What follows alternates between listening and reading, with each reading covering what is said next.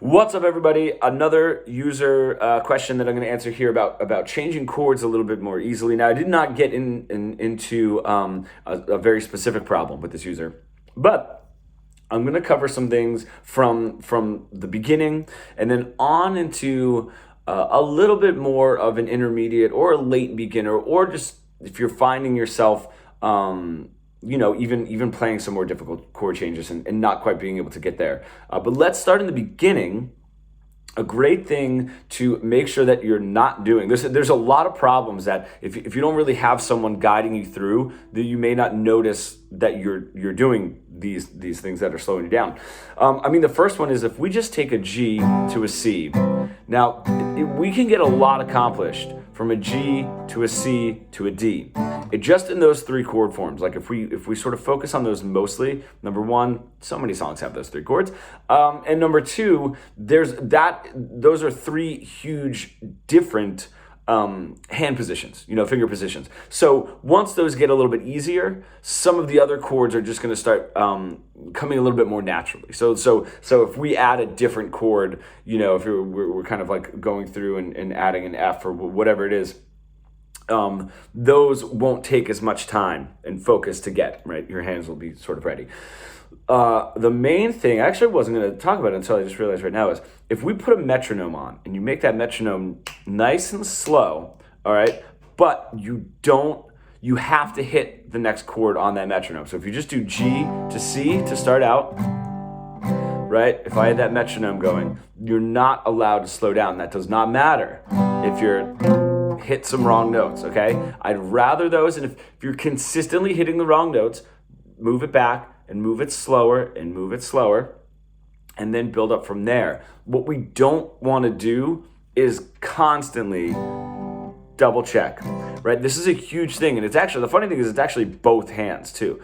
Sort of get G, and then we change over here, we look, and then we go, and then we look back, and there's a lot of double and triple checking. We want to actually get used to not doing that so that your hands will get used to muting on their own. Okay, now I'm jumping up a little bit, but that's pretty important. If we're always looking down, playing the C and saying, all right, I'm going to make sure I'm starting on that fifth string, and you're not allowing yourself to hit that top string open, eventually you're going to mute that with like I'm muting it with my third finger, just out of safety, in case I do accidentally hit it. It's not going to ring through. We need those mistakes a little bit as we're moving forward so we can take care of those problems without visually seeing it. You'll see so many rhythm guitar players, not even lead guitar players, singer-songwriters, country artists and stuff. They're just playing right through. They're not looking at their guitar at all, right? Everything sounds completely perfect as far as that rhythm guitar is concerned. You will see, if you start seeing somebody like singing on the microphone and they're constantly like looking down, it kind of shows that they don't have that playing experience. So that'll start taking care of some of the muting early on. Now, we can do both. And that's what a lot of this lesson is going to be. We can get used to hitting that open, whatever, playing the chords a little bit wrong at first, as long as we're trying to keep up with them and move our hand. And then we can shut that metronome off and just play, whatever it is that we're playing, the way that we want to. And then eventually those two things will sort of meet together. So one is almost a little bit more like an exercise, and then one is how you play. And then eventually that exercise of trying to switch those chords without stopping will get in there. If you're working on a song like that, and you start to find yourself getting good at the strumming, what we like to do is, oh, this sounds great, okay. Oh, and then there's a pause. And then you start speeding through because once you get that chord and your strumming's good, you can just rail right through it. So we got to take those cracks between the chords and smooth them out and get rid of them. So how we're going to do that is just slowing it down, right? Until it gets smoothed out, and then speed it up to the speed of the song that you're playing.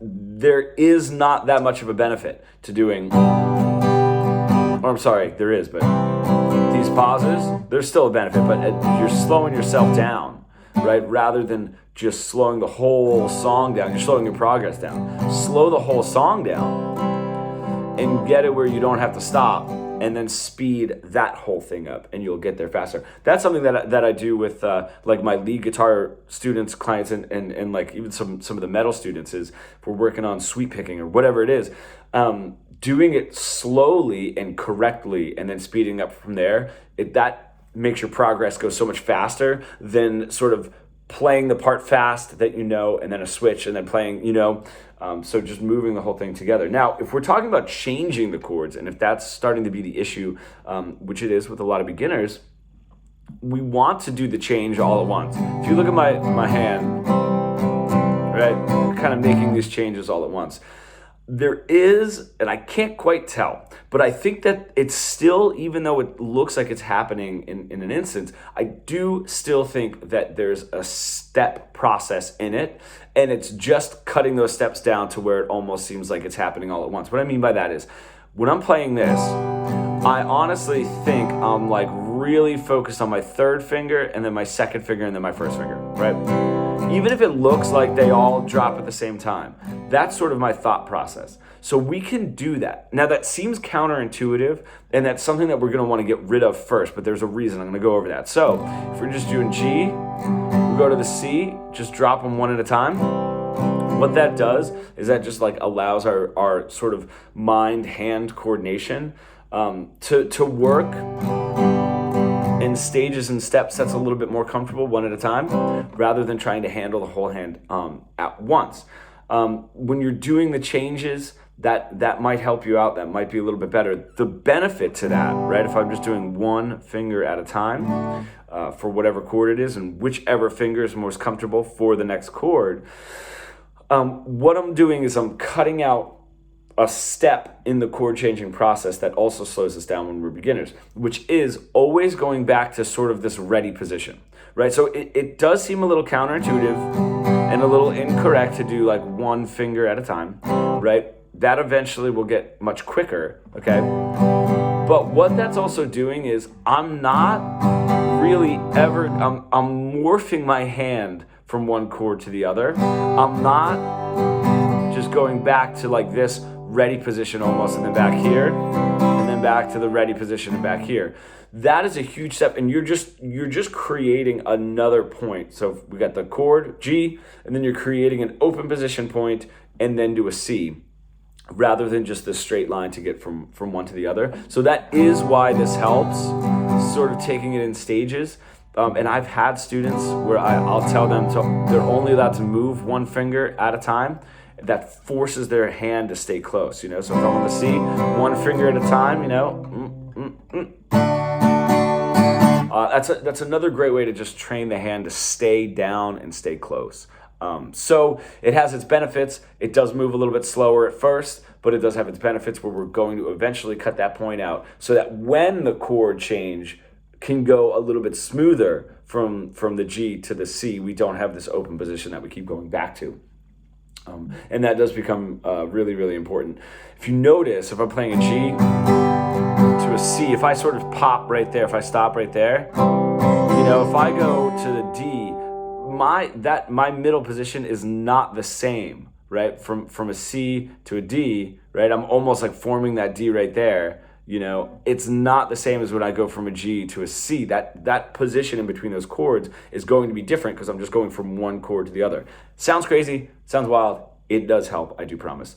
That has been the most beneficial thing for my students when it comes to playing these chords. If you want something that can be a little bit more difficult once you get the chords down, I love this exercise. It's not very hard. And it's sort of just like this G in particular, where we have a third fret on the bottom two strings. Right? If I go to, it's actually that Green Day song. Right? If I take that progression, so I've got that G, then I've got a C add 9 here. So those two fingers just move down. And then I have a D. What I really like about that is that the third finger can sort of act as an anchor and take us through that progression. So what the exercise that I really like doing it is if you just play a G and then you play that that string, that second string in between, can you let that happen without lifting it up, right? And that's another great exercise coupled with the ones that we've already done.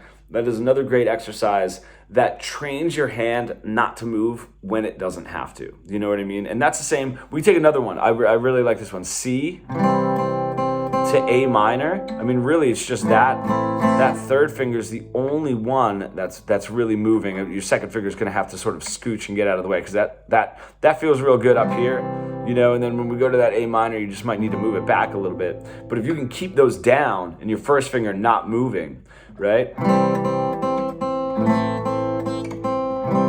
Not the cleanest, but that's just going to help also in sort of training your hand. There's a bunch of examples that we could go over.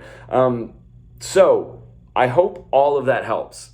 It's funny because you might be having a problem with one of those areas and not the other, you know, depending on how you learn. So some of the beginner stuff you might need a little bit later, you know, and then some of the later stuff might be what you need to work on now. So just go through some of this and see where the problem lies.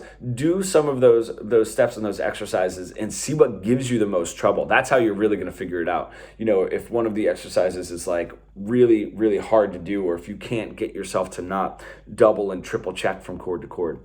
So I hope that helped. That was a little longer than I thought, but I think there's some really good information in there, and I will see you guys soon.